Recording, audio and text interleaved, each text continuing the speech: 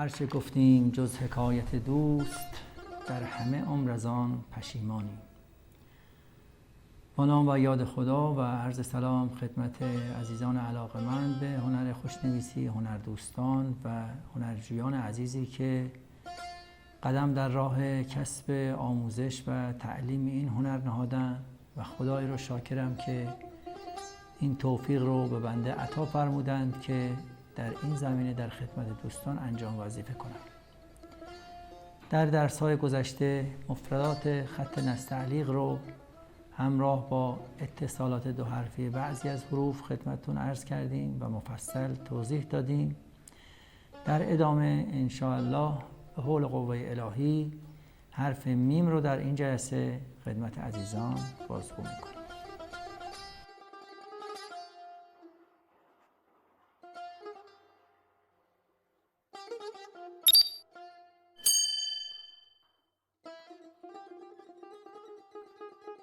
حرف میم به چند شکل نوشته میشه که من انواع اتصالات حرف میم رو عرض میکنم. در اتصال به حرف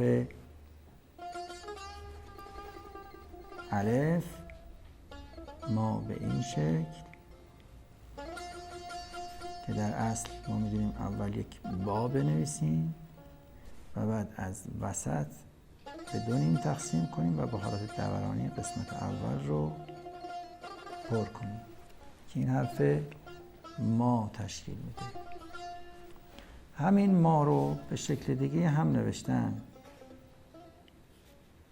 که بیشتر شکل اول مرسومه، ولی این شکل از اتصال میم به الف رو هم ما در نوشتار داریم.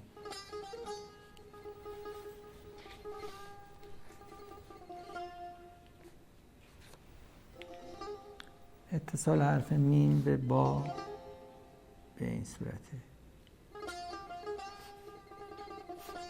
عزیزان ملاحظه کنند در ابتدا در قسمت بالا با 1/2 عرض قلم و در ادامه از اینجا با 2/3 عرض قلم به حالت دورانی به سمت جلو و پایین حرکت میکنیم.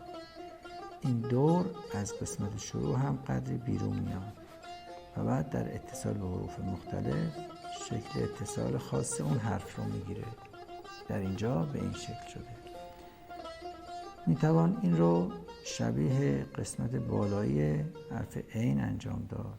شبیه کنیم به اینکه عین رو به این صورت قسمت بالاش با این انحنا نوشته میشه. اتصال این حرف حرف با که حرف تا و 3 نقطه و این هم همینطور نوشته میشه. یک بار دیگه باز نویسی میکنم و عزیزان ملاحظه کنم با کسب مهارت میتوانند 2/3 قلم رو اینجا رو کاغذ بنشانند و بعد حرکت بدن.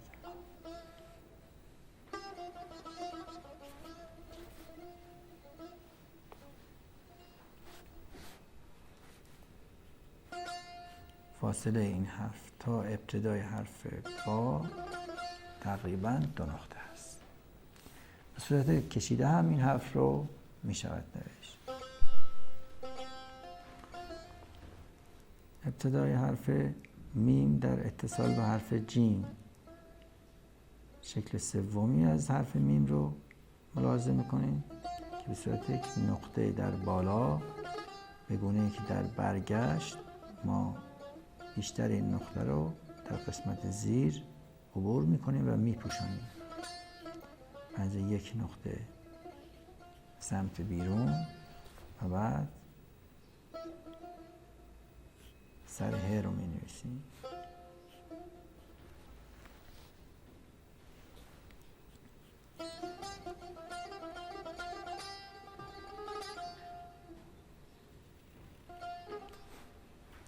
اتصال میم به ه یا به جیم به این صورت حرف جیم نقطه کاملا در وسط قرار میگیره و از اطراف به قدر 1 نقطه پذیرش داره.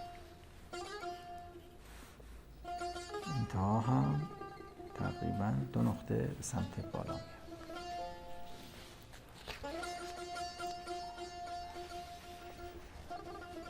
اتصال بعدی حرف میم به دال هست. مثل حرف ما می نویسیم. در اینجا یک ر بهش می چسبونیم، مد به این شکل میشه. باز شکل دومی هم می شود نوشت. این شکل هم صحیحه.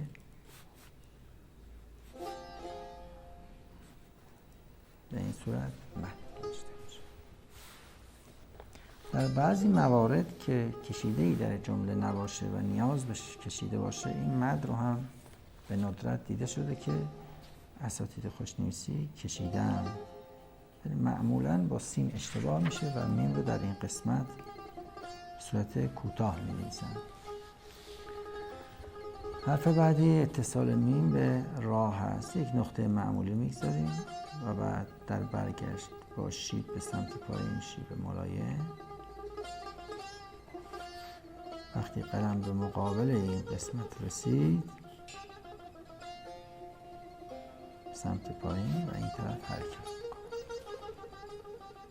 و به تدریج به نازکی میرسه. عزیزان دقت کنن که خیلی راحت و روان میشود این حرف رو نوشت.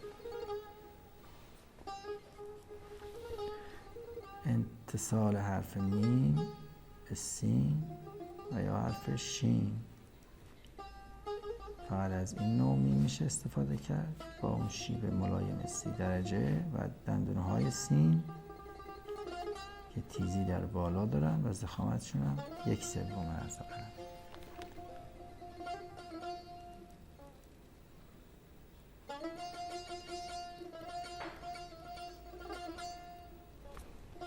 چرخش حرف سین نیم بیضی که در این زیر قرار میگیره.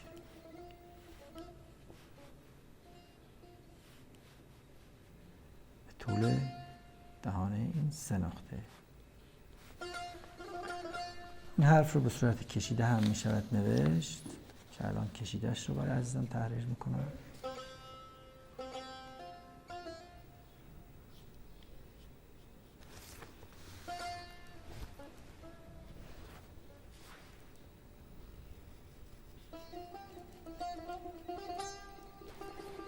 در اینجا با گوشه قلم برمیگرده و مستقیم به سمت پایین میاد.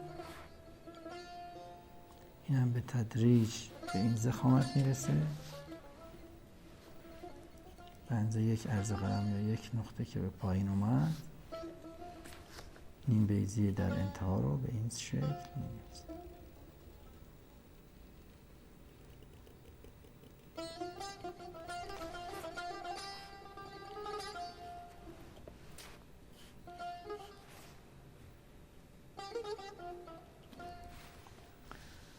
اتصال بعدی حرف میم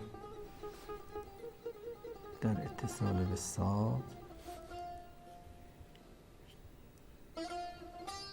به هم صورت که ملاحظه کردیم عزیزان، با شیب ملایم 30 درجه بستری فراهم میشه که حرف صاد که در زیر 2/3 و در بالا 1/2 ضخامت داره مینشینه رو.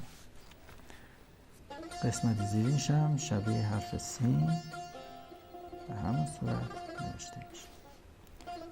همین حرف رو در اتصال به حرف تا مشابه همین عمل میکنیم. حرف تا در این بستری که حالت مثلثی شکل و فراهم شده قرار میگیره. تا و زا به یک شکل، صاد و ذات هم به همون شکل. کلا این حرف 3.5، یک نقطه این طرف، یک نقطه این طرف. اتصال بعدی حرف میم به حرف فا هست.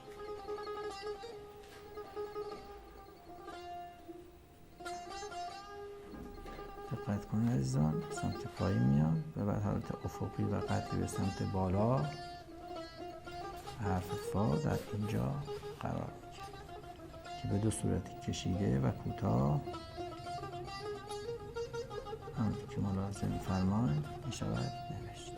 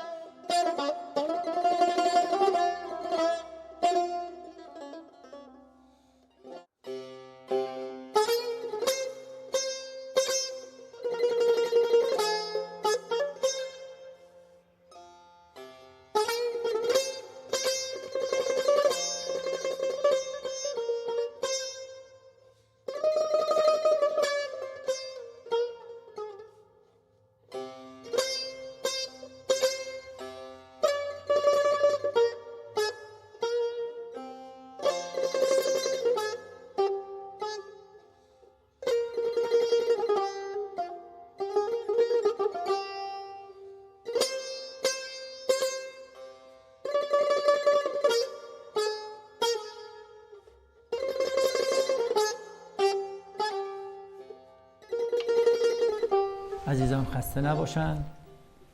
این درس رو هم به یاری خدا موفق بدیم تا اتصال حرف میم به حرف فا خدمت عزیزان تحریر کنیم و توضیح بدیم.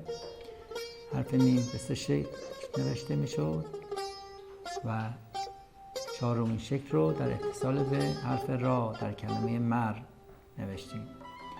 انشاءالله که با تمرین و ممارست و توفیقات الهی موفق بشید.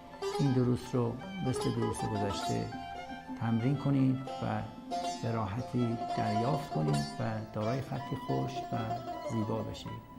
تا برنامه آینده و جلسه بعد شما رو به خدا می سپارم در پناه حضرت حق.